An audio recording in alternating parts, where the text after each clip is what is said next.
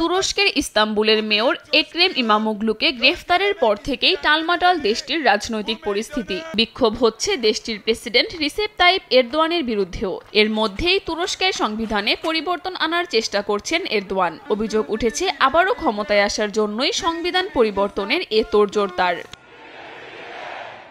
কিন্তু এ অভিযোগ সম্পূর্ণ নাকচ করে দিয়ে বৃহস্পতিবার এরদোয়ান জানান তিনি পুনরায় নির্বাচিত হতে চান না। সংবিধান পরিবর্তন তার নিজের জন্য নয়, বরং দেশের জন্যই দরকার। এক সংবাদ সম্মেলনে তিনি আরও জানান তুরস্কের বর্তমান সংবিধান দেশটির জনগণের মতাদর্শকে তুলে ধরে না।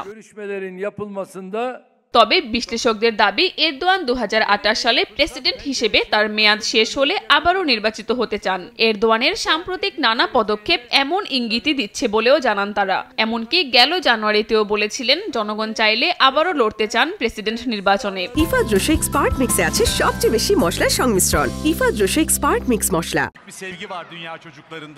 এরদোয়ান 22 বছর ধরে তুরস্কের ক্ষমতায়। 2003 সালে প্রধানমন্ত্রী নির্বাচিত হন। পরে 2014 সালে প্রেসিডেন্ট হয়ে তুরস্কের ক্ষমতায় আসেন। বিশ্লেষকরা জানান তিনি পুনরায় যদি আবারও নির্বাচিত হতে চান তবে সংবিধানের নিয়ম নীতিতে আনতে হবে বেশ কিছু পরিবর্তন। তুরস্কের সংবিধানের নিয়ম অনুযায়ী 2 বার 5 বছর মেয়াদে প্রেসিডেন্ট পদে নির্বাচিত হওয়ার সুযোগ রয়েছে। যদিও এরদোয়ান এর মধ্যে তৃতীয়বারের মতো দেশটির ক্ষমতায়। দেশটির সংসদীয় থেকে প্রেসিডেন্সিয়াল শাসন ব্যবস্থায় পরিবর্তিত হওয়ার আগেই তিনি প্রথমবার প্রধানমন্ত্রী নির্বাচিত হয়েছিলেন।